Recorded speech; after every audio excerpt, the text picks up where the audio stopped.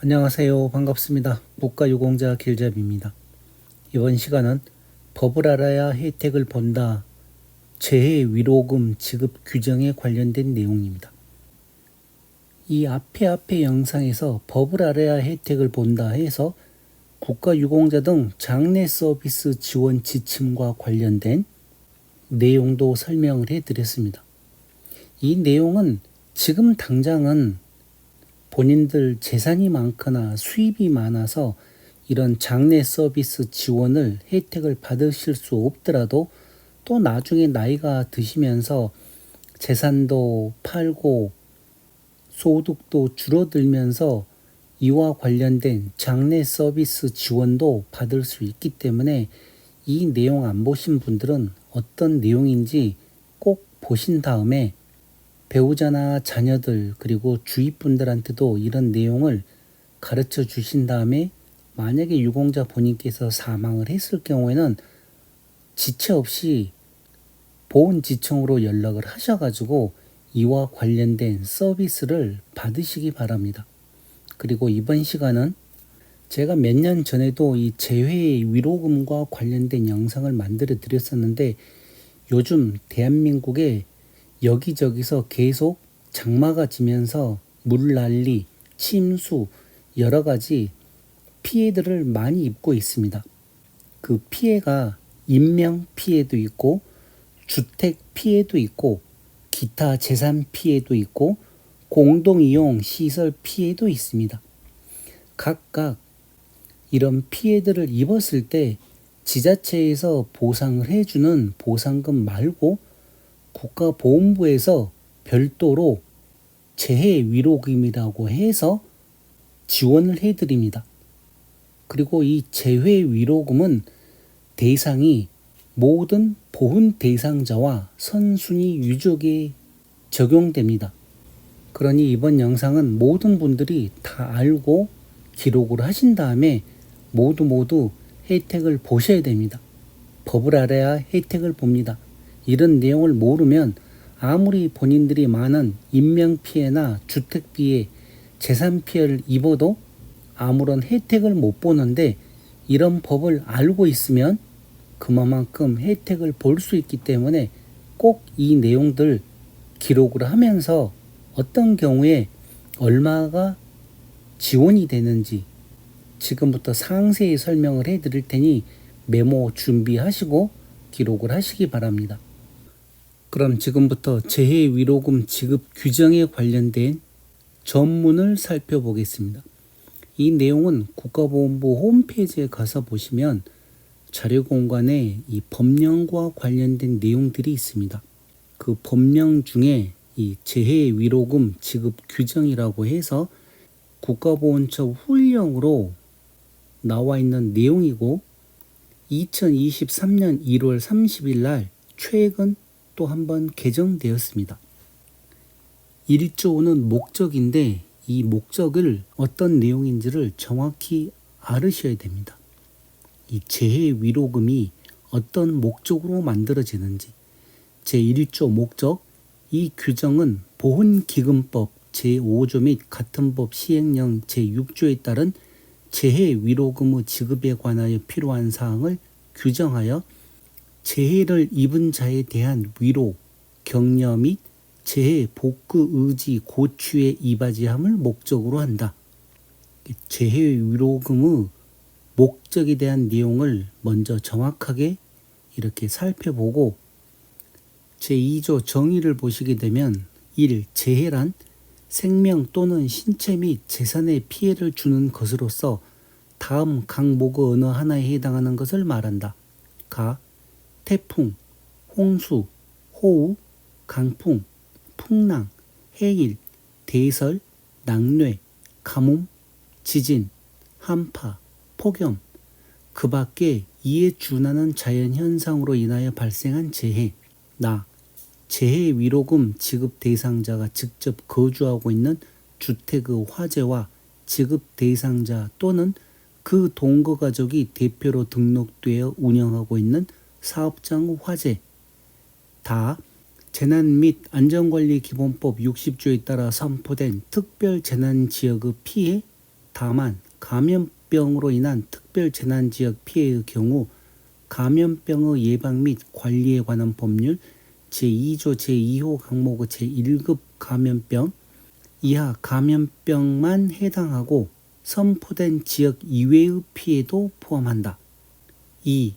재해 위로금이란 재해 관련 다른 법령에 따른 복구비, 구호비, 의연금 등 일체의 지원금과는 별개로 재해로 피해를 입은 자에 대한 위로, 격려와 재해 복구 의지 고치를 위해 지급하는 금원을 말한다. 3. 피해 사실 확인서란 재해 발생 사실과 그 피해 규모를 확인할 수 있는 다음 항목의 어느 하나에 해당하는 것을 말한다. 가. 지방자치단체장이 발급하는 재해 사실 확인서. 나. 소방서장이 발급한 화재 증명원. 다. 경찰서장이 발급한 실종신고 확인서. 라. 기타 국가 또는 지방자치단체가 발급한 자연재해로 인한 피해 사실을 확인할 수 있는 일체의 공적 서류. 마. 농어업재해보험법에 따른 보험사업자가 발급한 피해 사실 확인 서류. 바. 감염병으로 확진되어 사망하였음을 확인할 수 있는 의료기관이 발급한 사망진단서. 제3조 지급 대상자. 재해 위로금은 재해를 입은 다음 각 호의 대상자에게 지급한다. 1번 독립유공자 적용 대상자 중 선순위 1명 적용 대상자 포함입니다. 2번 국가유공자 및 선순위 1명 3. 참전유공자 4. 5.18 민주유공자 및 선순위 1명 5. 특수임무유공자 및 선순위 1명 6. 보훈보상 대상자 및 선순위 1명 7. 국가유공자 등 단체 설립에 관한 법률에 해당하는 본부 회장 및 지부장 8. 국가유공자 등 예우 및 지원에 관한 법률에 따라 지정된 자활용사촌의 대표자 9. 국가유공자에 준하는 군경 또는 선순위 유족 1명 이 지급 대상자에는 대부분의 보훈 대상자가 다 포함됩니다. 그리고 더 상세한 내용은 보훈지청으로 연락을 해 보시기 바랍니다. 유족과 관련돼서는 조금 복잡하기 때문에 본인들이 직접 보훈지청으로 연락을 하셔가지고 해당이 되는지 안 되는지 확인을 하시기 바랍니다. 지급 대상 피해, 인명 피해, 그리고 주택 피해, 기타 재산 피해, 4. 공동이용 시설 피해. 제가 잠시 후에 더 상세한 내용을 설명해 드리겠습니다. 그리고 이 두 가지 피해에 대해서는 재해 위로금을 지급하지 아니한다 해서 이 전문이 개정된 내용이 있습니다. 1번 경작 실패 등 재해와 직접 관련이 없는 피해. 2번 재해 위로금 지급 대상자 또는 그 가족의 고의 및 소방, 안전 관련 법령의 미준수로 인하여 발생, 확대된 피해. 이 두 가지로 인한 피해는 재해 위로금을 지급하지 않습니다. 자, 그러면 재해 사실을 어떻게 확인을 해야 되느냐? 이 재해 사실을 확인을 해야 됩니다. 무조건 말로만 해서 되는 게 아니라 제가 아까 조금 전에 보여드렸던 3번 피해 사실 확인서를 발급을 받아서 보훈지청에 제출을 하셔야 됩니다. 그래야지 이 유공자 본인이 직접 이렇게 피해를 입었구나 알지 말로만 해선 되질 않습니다. 그러니 이런 내용은 꼭 알고 계셔야 되고, 그리고 어떤 경우에는 보훈지청에서 직접 피해 상황을 조사하러 방문을 하는 경우도 있습니다. 6조는 개인정보 처리 동의, 이 동의를 하셔야 되고 재해 위로금을 또 지급을 해드리는데 1개월 내의 범위 내에서 재해 위로금을 지급을 할 수 있다고 합니다. 상황 봐서 뭐 한 달 더 연장할 수도 있다고 그러니 이런 내용은 보훈지청과 계속 연락을 하시면 됩니다.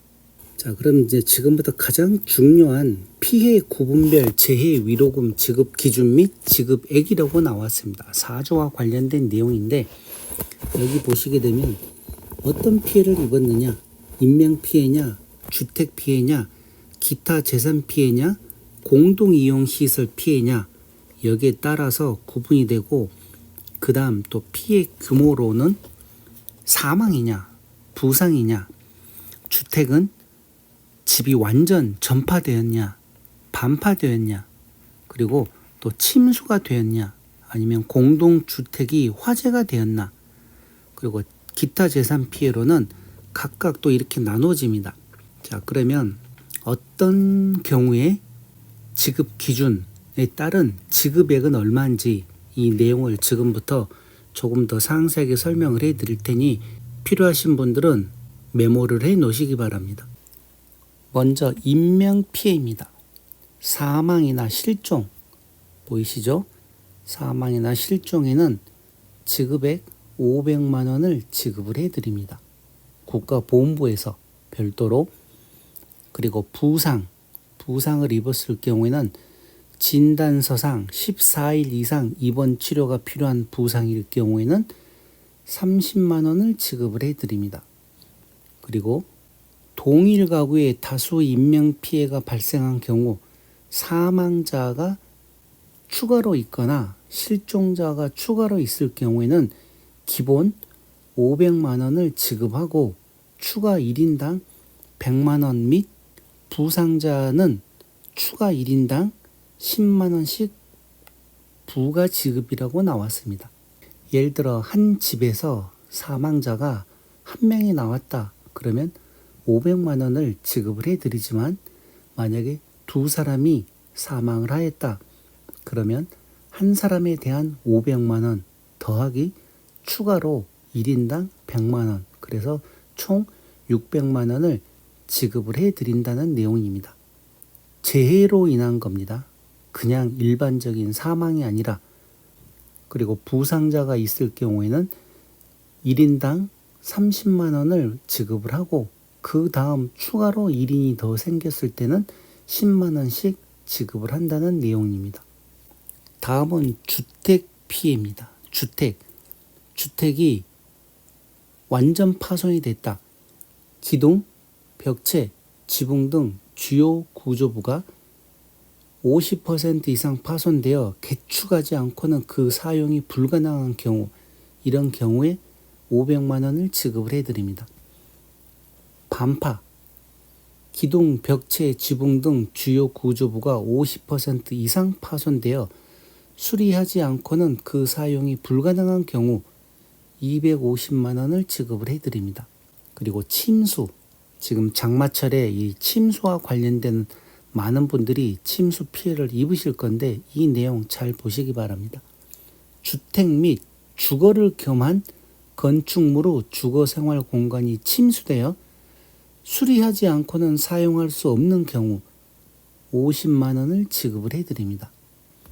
그리고 공동주택 화재, 주택 및 주거를 겸한 공동건축물 화재로 피해 금액이 2천만 원을 초과한 경우에는 100만 원을 지급을 해드리고, 주택 및 주거를 겸한 공동건축물, 아파트 등의 화재로 피해 금액이 1,000만 원 초과 2천만 원 이하인 경우에는 50만 원을 지급을 해드립니다.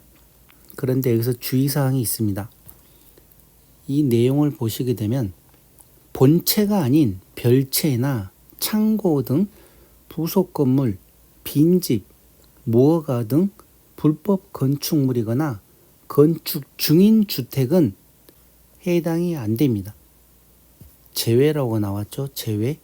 그러니 합법적인 건물에서 주택이나 공동건축물, 아파트 등 이런 곳이 피해를 입었을 경우에만 재해 위로금을 지급해 드린다는 내용입니다. 다음은 기타 재산 피해입니다. 대규모와 소규모로 나누어지는데, 대규모는 피해 금액이 1,000만 원 초과인 경우 재난등급 1급부터 80등급인 경우에는 50만 원을 지급을 해드리고, 피해 금액이 50만 원 초과 1,000만 원 이하인 경우 또는 재난 등급이 81에서 100 등급인 경우에는 30만 원을 지급을 해드립니다. 공동이용 시설 피해라는 여기도 대규모와 소규모로 나누어지는데 대규모는 피해 금액이 1,000만 원 초과인 경우 500만 원을 지급을 해드리고 소규모는 피해 금액이 500만 원 초과 1,000만 원 이하인 경우 또는 재난 등급 81에서 90 등급인 경우 250만 원을 지급을 해드립니다.